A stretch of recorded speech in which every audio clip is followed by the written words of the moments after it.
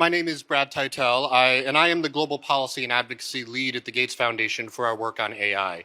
And as my colleague Ankur said so eloquently earlier in this session, our focus at the Gates Foundation is on how innovation can be applied to responsibly solve real-world development challenges at scale. So our goals are around, a world free of infectious diseases, ensuring that no mother or child dies from a preventable cause, that hundreds of millions are lifted out of poverty. And we're really interested in this conversation because of the potential for AI tools to dramatically accelerate all of that. Now, AI can strengthen the systems that deliver that impact and public services ranging from healthcare delivery to supporting small-scale farming and the institutional infrastructure that underpins that, but it requires systems to deliver it. And the promise of AI is enormous, but beyond the technical we just heard about, AI impact hinges on whether AI tools and those systems are trusted, on whether they're sustainable from an economic perspective, and whether they're deployable in real-world contexts. So this conversation is about the mechanics of impact. So how do we know, as funders, many of us, what to fund and what is worth sustaining? How is trust built with the communities that ultimately AI is going to be serving for those use cases? And what does it really take to move to durable scale that can actually be sustainably financed and sustained over time? And how do we ensure that AI solutions are built on that digital public infrastructure rail that we've heard about to ensure that they are equitable, efficient, and effective, and able to build on the type of infrastructure that, for example, India has built so well? So to explore these questions, we brought together panelists who sit at different stages of that AI value chain, from research funding in terms of Shivkumar, to catalytic philanthropic investment with Eli, and to large-scale public sector delivery with Vijayanti. So I'm going to stop talking and I'm going to turn to them. And I'd love to start by really just asking each of you, from where you sit in that AI value chain, let's talk about the challenges. What do you think most often prevents AI or strong AI research or pilots from evolving into scalable systems and that deliver scalable, measurable impact? And I'll actually start at the sort of the downstream end with you, Vijayanti, and ask you to go first. Thank you so much, Eli, for this wonderful introduction. As evidenced by just the traffic, it took me over an hour. I think the surge in client demand and interest is really taking off quite a lot. And while we see our clients, country clients, really ask us some questions about how we can help and how they can consider and be much more intentional about this journey, I think we're all still learning. So I think we need to be a little bit humble about the approach that we're all taking, which is we're shaping it as we learn and go along. But it's really around three areas. One is the fundamentals still are important, because you can't think about AI without some of the foundational digital infrastructure. And when we think about the importance of last mile broadband connectivity, data infrastructure, some data governance around data classification, data protection, and others, the digital public infrastructure investments, these are all foundational infrastructure that still doesn't exist in a lot of our countries. When we think about the support we're providing in Bangladesh for last mile broadband connectivity, you have less than 10% of fixed broadband. Or the support that we're providing in Sri Lanka, thinking about data classification and different public-private models for data infrastructure and cloud credits. When we think about device affordability, South Asia is the second to Africa in terms of a large usage gap, 50% with large usage gap, with device affordability being one of the key constraints. And we're only hearing from manufacturers that device affordability is going to get worse off than it is better, with the memory costs increasing exponentially. So I think one is just continue to focus on some of those core digital infrastructure needs. But at the same time, that doesn't mean that we shouldn't be thinking about really thinking a little differently and evolving and trying to see how AI adoption and usage can be supported. And I think that's where we need to think a little bit differently. One is around de-risking and blended finance, and the other is around more pooled financing. So when we think about de-risking and blended finance, This is where a mix of philanthropic funding, concessional funding, together with some of the MDB funding can really take off with AI adoption. So we are starting to do that with AI sandboxes, really helping countries think about, and here in India in a couple of states, but we plan to scale that up across the region for early stage piloting, experimentation, also learning as we go along with evidence and research alongside that. But then as that learning and experimentation, that we then infuse that into some of our projects where we support that can be scaled through our MDB financing. And I think the second and then just the last is on pooled financing. I think India has shown with the AI mission what's capable in terms of cloud compute and being able to think about the pooled demand and then bringing down the costs. We know from experience, whether it's Gavi or other types of models, where you can consider how that type of model of pooled demand and then bringing down and bringing in and leveraging private sector, and think about whether we can do that for GPUs as well. That's great, thanks. And you mentioned de-risking and the catalytic needs, and turning to our philanthropic funder. Eli, I'd love to hear from you. Like, where do you see the biggest bottlenecks in terms of trying to turn the type of investments you're putting resources into scalable systems? No, it's a great question, and thank you for asking it, and thank you to ORF and Carnegie and the organizers for having me. So I think we're a strategic philanthropy, and so what Hewlett does is really we tend to invest in ecosystems.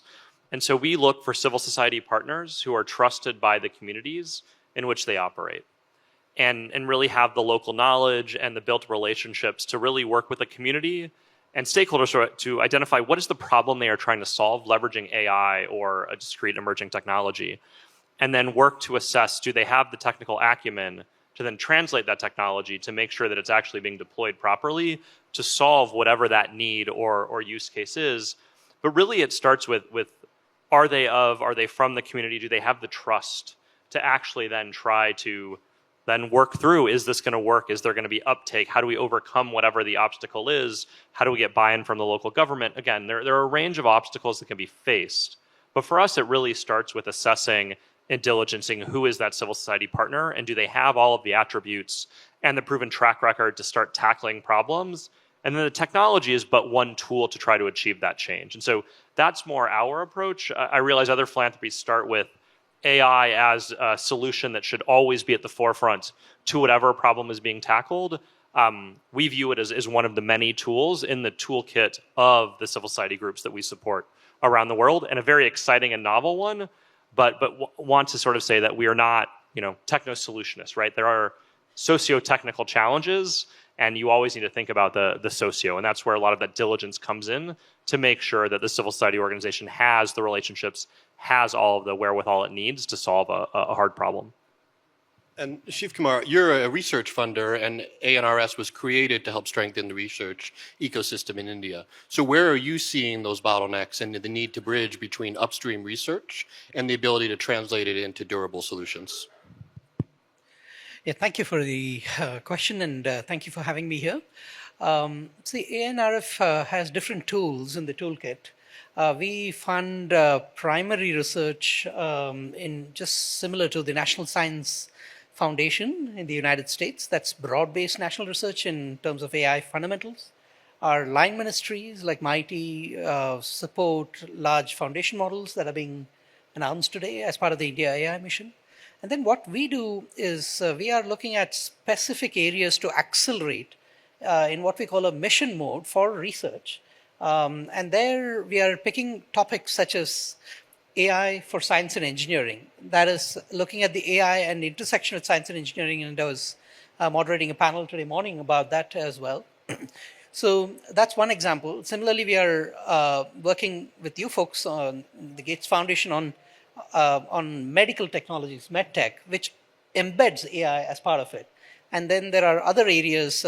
We will be doing programs around drones. We are going to be launching a large program around societal innovation, but looking for leapfrog demonstrators in these areas. So, and of course, we also fund translational research and centers and the like, and broad-based centers at the intersection of humanities, social sciences, and science and technology. So we're taking a multi-pronged approach, but in these accelerator or mission mode programs, we are trying an alignment approach, which is to take all of society and all of government together.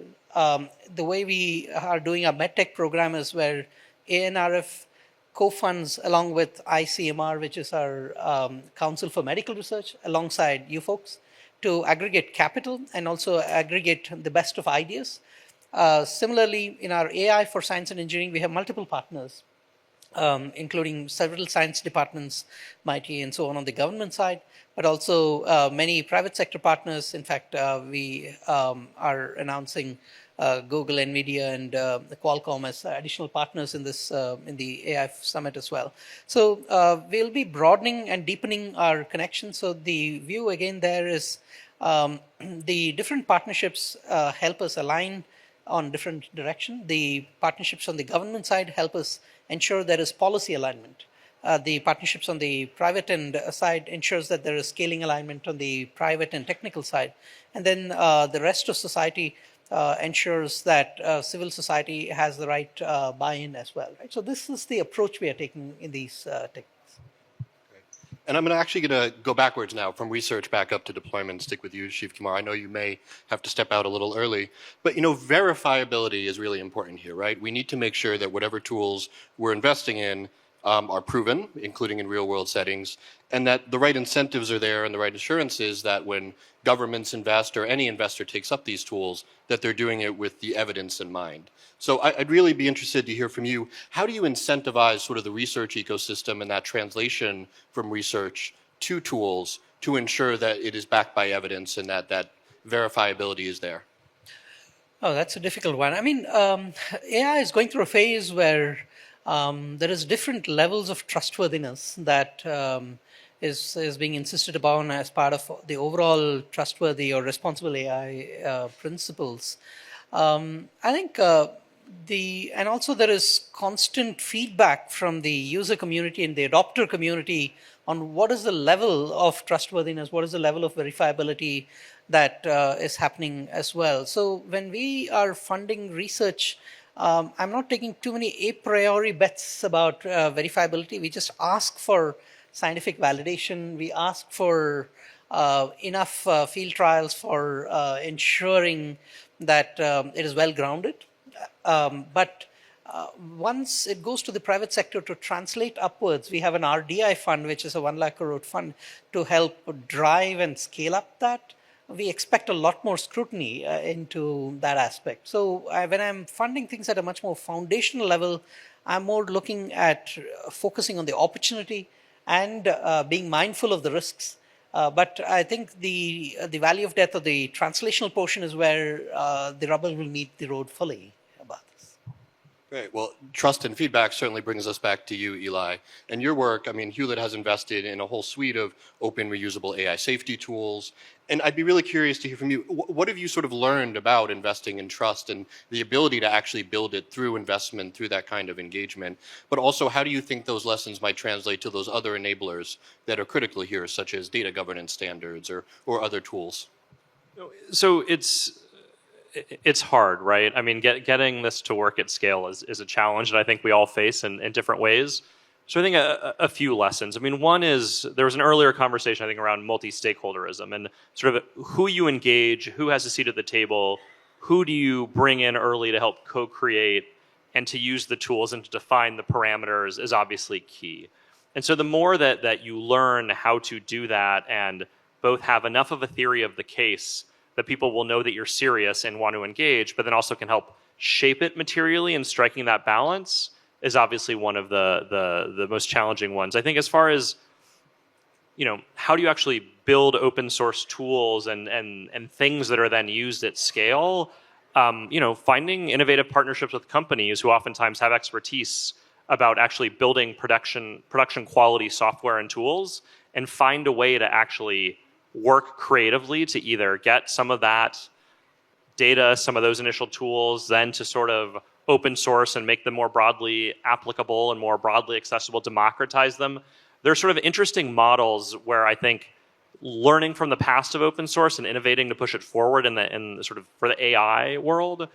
And I think one of the challenges that we haven't yet squared yet is sort of what is the business model, for lack of a better term, of how do you sustain some of these open source projects?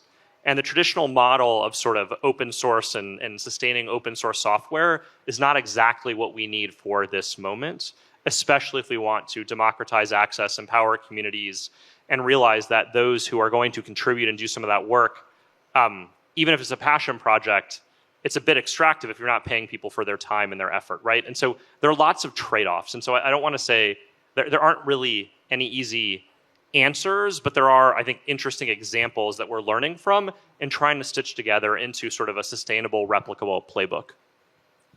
Great.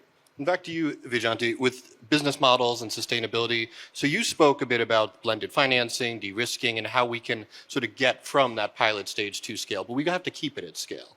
And so I'm curious, in your work at the bank, when you're working with governments to enable the kind of financing that helps them get to scale, but also advise them on how to keep it at scale, where do you see opportunities in the system? And we keep coming back to this interconnectedness between DPI and AI. Are there any sort of lessons there about how we can really use DPI to create efficiencies to keep things going in an economically sustainable way?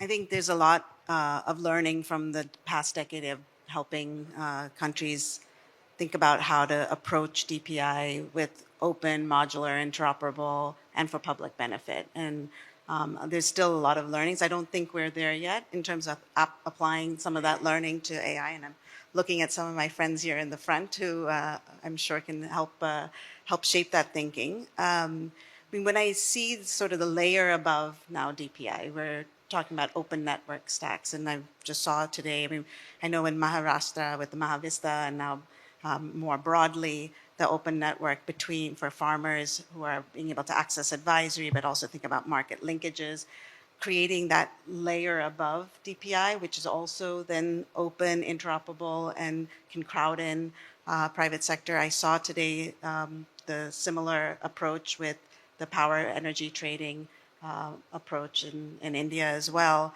which is amazing. I mean, it's really democratizing buyers and sellers to be able to receive and sell power, and it's that empowerment. But it's also, I think, what's different is it's a layer that allows public and private to come together in a meaningful way, but in an open and competitive and interoperable way, where different companies can come in and out and be swappable in many ways. And so I do hope that we can collectively come together in the same way that many philanthropic institutions, development partners, countries came together a decade ago to really shape the thinking about the approach so that we can see the same mindset when we approach AI use cases.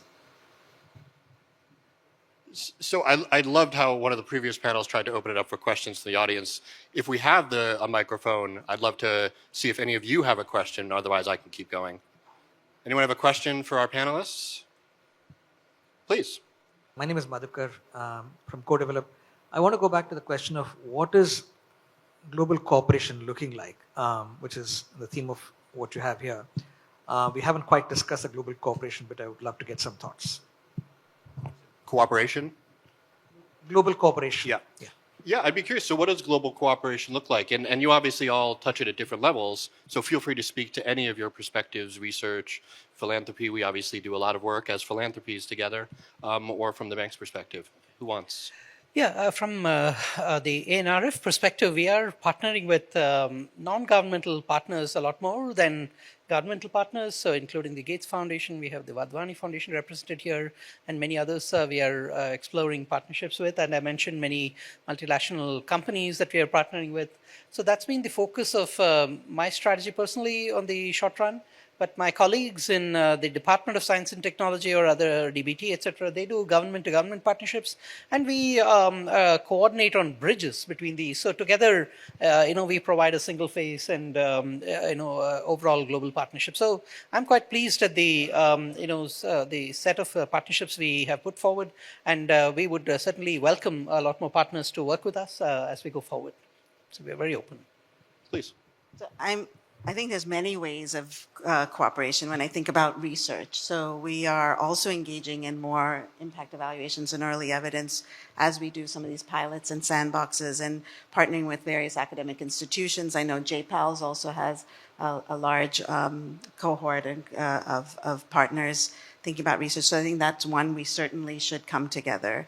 The other is on thinking about de-risking, what organizations can come in with concessional grant funding, thinking about early experimentation and piloting. And I think one of the things that I heard Pramod say yesterday, which is it's not just taking the pilots and then seeing how it can scale, but also thinking about how we can build with scale in mind and how we can come together, as I mentioned, in that respect.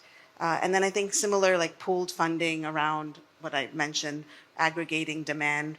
And it's not even just the Gavi model, but it's also even scaling solar in the World Bank Group, where we pooled demand and thought about a mix of different instruments, whether it was advisory to governments, then bringing in private sector, but then also stapled finance. And so I think there's a range of public and private actors that can come together.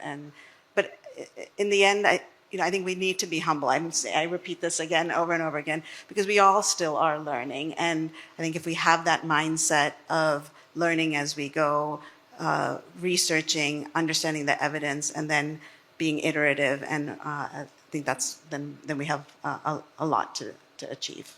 Eli, please. No, and I think international cooperation is obviously critical, right? I mean, this summit is one of the many vehicles to channel and accelerate that cooperation. And on the funding front, if you think about the summit last year in Paris, Current AI was one of the largest outcomes, which is a very innovative donor collaborative that involves governments, the private sector, civil society, to try to build, all sorts of infrastructure and resources to benefit society to leverage the positive power of AI. So I think this is going to be a very interesting year for international cooperation on AI more broadly, given the range of really important events and global convenings that are happening. And so I think, we are one of the many funders just eager to continue to find new channels for cooperation, to find opportunities to co-fund, to seek out pilots that we can collectively work on, to de-risk all of the things that my fellow panelists have mentioned. I think we have time for one more, if anyone else from the audience wants to ask a question. All right, I'm happy to go. So a little bit of a lightning round. Feel free to keep these short, and if we have time, I'll throw out a couple more. But sort of what's your one big idea? Like if you could snap your fingers in your work, and whether it's create the pooled fund, not to steal your big idea, or de-risk something, like if you could make that thing happen that would help in your work move from the pilots you're looking at to something scalable, what would it be? And I'll just go down the line this way. I'm just going to repeat myself. I think it's really a paradigm shift of building with scale in mind. Yeah, I would say collaboration for impact, whether it's collaboration at the capital side or collaboration on the execution side. I think that would be the key, and that's our North Star. I think we slightly need a third way or a different approach on how we think about philanthropic funding on AI, given that there are a couple dominant viewpoints that are somewhat tribalized, if you will. And I think trying to find an approach that can weave together different views and articulate a bit more of a shared agenda instead of somewhat divergent areas of focus. And that may be a little philanthropic in the weeds, but I think that type of strategy and more aligned approach across a wide array of philanthropic funders would be quite transformative. All right, we have a little time, so here's one more. What would be one piece of advice you would give governments to say, if you want to make this work, this is the best thing or the one thing I would advise you to do first? Well, we can go the other direction. Okay, so I mean, I think show curiosity and sort of be humble, right? I mean, it's always hard with novel technologies to fully understand them and to keep pace with them. And I think that government in a democracy is the representative of our citizens here in the United States, wherever the case may be, just really being open to learning and really to push the envelope. We've had some great government officials across the summit speaking, and I think they are a testament to how that is becoming more of the norm as opposed to the exception. But I think continuing to do that is one thing I would encourage. Shivkumar? Oh, I'm come from the private sector to the government. I think one of the key things I'm trying to do is to do few things, but do them really well, as opposed to trying to do many things and doing them badly. That's my key takeaway. It's good advice for life. Please, Jante. While thinking about all the possibilities and the excitement and energy around AI, don't forget about some of the fundamentals that are still required to make AI really achieve those, and put people at the center. I think continue to see how the new technology can really improve people's lives with human-centered design. I think that's a great note to end on, because I think all of us agree that everything we're trying to do on AI is ultimately about impact and sustainable impact, and that takes work. So thank you all, and appreciate it.